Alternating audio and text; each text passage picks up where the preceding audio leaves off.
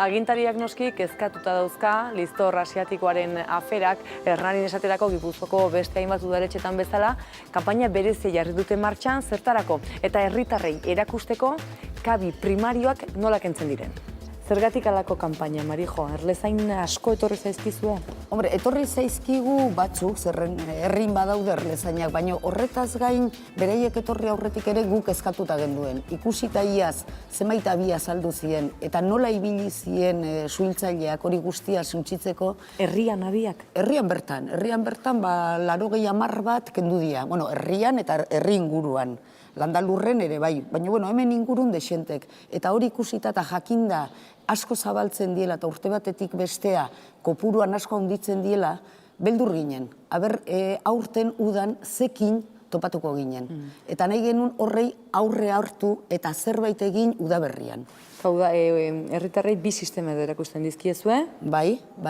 Printzipioz, herritarrei diptikoan azaldutakoa da plastikozko poltsa batean sartu, insektizida bota, kendu eta suntsitu. Baina gero hemen gehienak udaltzainak die hortan, eta beraiek erabiltzen dute beste sistema bat niretzako seguruago dena. Eta hori ere herritarrei aizate erakusten. Hori da, hitzaldietan eta erakutsi zaie herritarrei, batetik eta bestetik gure webgunean ere jarri dugu kartel bat, nun argazkikin azaltzen da nola egin. Guk hemen azaten moduko bat ingo dugu. Abi primario bat daukagu. Nahiko suntsituta. Bai.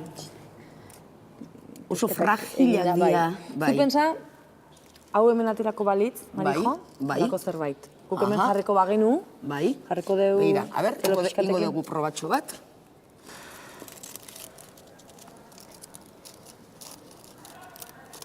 Demagun. Ez da oso normala hemen ateratzea, ez? Udaletxeko paretan, edo bai? Oso normala ez, baina azkenik edozein lekun agertzen die. Bai, beti abitz primario hauek haundik zuaitzetan eta saltzen die. Hauek berriz leku babestuagotan. Teilatu azpitan, balkoien azpitan, ikusi izan dute ere etxe barru batean, bafle baten kabletik zintzilikatuta. Pensa. Osa, que prinsipioz edozein leku udaletxeko... Posible izango litzateke. Pareten ateatzea. Eta? Bera, guk iten dugu, oso importantea. Egunez jutengia kontrolatzea. Ikustea, benetan, bespa belutina da nor da bilena. Zeren, bespa krabroaren kabi primarioak berdinak dira.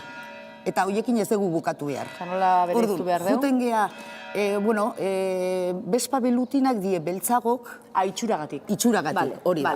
Jutengea egunez, begiratzen dugu, hori dan edo ez sartzen eta ateratzen nahi dana. Eta kendu behar dugu gauez. Eta gauez edo goizian, baino eguzki atera aurretik. Ziurtatzeko erregina, kasu honetan erreginak daude, barrune ongo dala. Orduan, jutengea gauez edo eguna oso goizian, eta iten dugu, olako botila batekin, ipurdia moztuta, baina ez erabat moztuta, tapa moduan erabiltzeko. Orduan, hartzen dugu ola botila, sartzen dugu kabia barruan, espatula batekin, paretatik kendu, eta berehala, tapatu. Zinta batekin bukatzen dugu izten. Marijo, zu bat baino gehiago kendu dituzu, Bai, baina ez dituko asko kendu, Ez? Ez. Aurten oraindik ez? 8 bat bakarrik.